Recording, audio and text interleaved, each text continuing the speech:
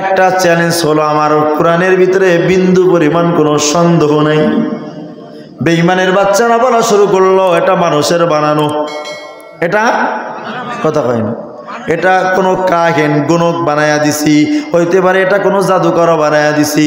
আল্লাহ প্রত্যেকটার জবাব দেওয়ার পরে এবার বলে, তোমাদের যদি সন্দেহ হয় তাহলে প্রয়োজনে তোমরা এই কোরআনের মতো একটা সূরা বানায়া নিয়ে আসো। আমি আয়াত পড়তে গেলে লম্বা হয়ে যাবে, একটা সূরা বানায়া নিয়ে আসো। বেঈমানরা চেষ্টা করলো, সূরা বানাইতে পারলো না। তো একটা সূরা যেহেতু বানাইতে পারবা না, তো একটা আয়াত বানায়া নিয়ে আসো কোরআনের মতো। বেঈমানরা সেটাও পারলো না। আল্লাহ বলো, তোমরা মানুষ আর জিন সব একসাথে হয়ে বানাও, তাও পারলো না। এবার রব আল্লাহ কয়, সূরাও বানাইতে পারো না, আয়াতও একটা আয়াতও বানাইতে পারো না। 3 নাম্বার আমি রব আল্লাহর চ্যালেঞ্জ হলো, তাহলে একটা শব্দ বানায় আনো,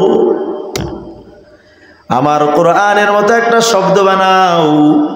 বেঈমানের দল সবাই মিলে, বিশাল বড় বড় ভাষার পণ্ডিতরা মিলেও কোরআনের মতো একটা শব্দ বানাইতে পারলো না। একবার পয়গম্বর চ্যালেঞ্জ ছুড়ে দিয়ে, ইন্না আতাইনাকাল কাউসার, কোন সূরা? সূরা কাউসার। ইন্না আতাইনাকাল কাউসার।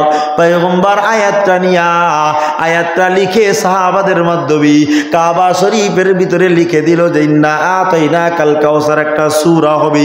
সূরার প্রথম আয়াত ইন্না আতাইনাকাল কাউসার, বাকি যত আয়াত লাগে তোমরা লিখে দাও তো দেখি। গোটা মক্কার সমস্ত ভাষাবিদ, বড় বড় ভাষাবিদরা পাণ্ডুলিপি নিয়ে, তাদের মেধা দিয়া, তাদের সমুদয় শক্তি নিয়ে কোরআনের আয়াত বানানোর জন্য ফিকির করলো। সবাই মিলে ঐক্যবদ্ধ সিদ্ধান্ত নিয়ে একটা আয়াত বানাইলো, ইন্না হাযাল কালাম লাইসা লিল বাশার ইন্না আতাইনাকাল কাউসার। বেঈমানরা পরের আয়াত লিখলো, ইন্না হাযাল কালাম লাইসা লিল বাশার ইন্না আতাইনাকাল কাউসার। ইন্না হাযাল কালাম, নিশ্চয়ই এই কালাম, নিশ্চয়ই এই কিতাব, লাইসা লিল বাশার, এটা কোনো মানুষের না।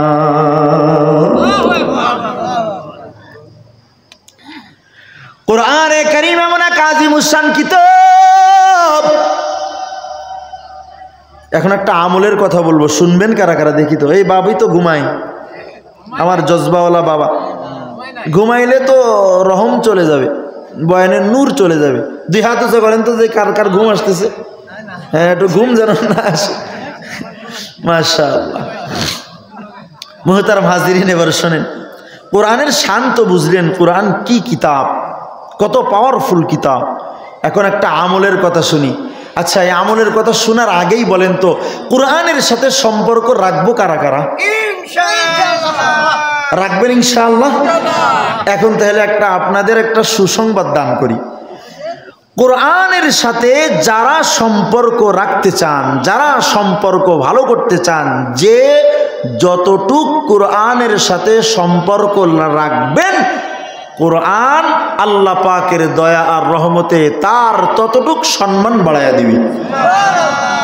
যে যতটুক কোরআনের সাথে সম্পর্ক করবেন, কোরআন তাকে ততটুক দামি বানাইয়া দিবে। 2 নম্বর দুঃসংবাদ শুনে নেন, বাস্তব প্রমাণ দিচ্ছি আমি আপনাদের, বললেই বুঝবেন। কোরআনের সাথে যে যতটুক দুশ্মনী করবে, তার ইতিহাসও ততটুক নিন্দিত হবে। কোরআন কাউকে ঠকায় না, ধনী হও গরিব হও, সাদা হও কালো হও, কোরআন কাউকে ঠকায় না। কোরআনের সাথে যে যতটুক সম্পর্ক রাখে, কোরআন তাকে তত বেশি দামি বানায়া দেয়। হাফেজ হইলে হাফেজ সাহেবের মান একরকম, সব হাফেজ সাহেবের মান একরকম না। বর্তমান পৃথিবীর ভিতরে, আমাদের বাংলাদেশের ভিতরে একজন জিন্দা কোরআনওয়ালা কারি আব্দুল হক সাহেব, হুফাজুল কোরআনের ফাউন্ডেশনের চেয়ারম্যান। হ্যাঁ, আমাদের এই যশোর জেলার ভিতরেও কারি হাফেজ আবু সাইদ সাহেব হুজুর, উনারা কোরআনকে যেভাবে মেহনত করে আত্মস্থ করেছেন, কোরআনের সাথে যেভাবে ওনারা সম্পর্ক গভীর করেছেন, কোটি কোটি হাফেজদেরকে এক জায়গায় রাখো আর আব্দুল হক হাফেজ আবু সাইদকে আর এক জায়গায় রাখো, যার যতটুক মেহনত কোরআনের সাথে, কোরআন তাকে তত বেশি সম্মানের আসনে নিয়ে গেছি। হাফেজ নাজমুস সাকিব আর আমি হগার চন্ডী একজন হাফেজে কোরআন। হাফেজ তরিক আমাদের ওই ছোট্ট একটা বালক কয়েক বছর আগে কি জানো নাম, তাকরিম, হাফেজ তাকরিম। হাফেজ তাকরিম কোরআনকে নিয়ে এত মেহনত করছেন। উনার উস্তাদ ফয়জুর রহমান ভাইয়ের মুখ থেকে শোনা যে হাফেজ তাকরিম ঈদের দিনেও বাবা মার কাছে ঈদ করতে বাড়িতে যায় নাই, আল্লাহর কোরআনকে নিয়ে মাদ্রাসার ভিতরে পড়েছিল।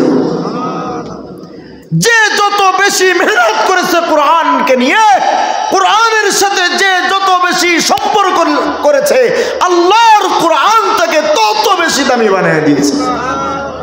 কোরআন কোন বংশের দিকে তাকায় না, কোরআন কোন ম্যানের দিকে তাকায় না, কোন সম্পদওয়ালার দিকে তাকায় না। হ্যাঁ, কে জানতো সালমান ফার্সি পারস্য দেশ থেকে এসে সাহাবীর মর্যাদা অর্জন করে জান্নাতি হবে।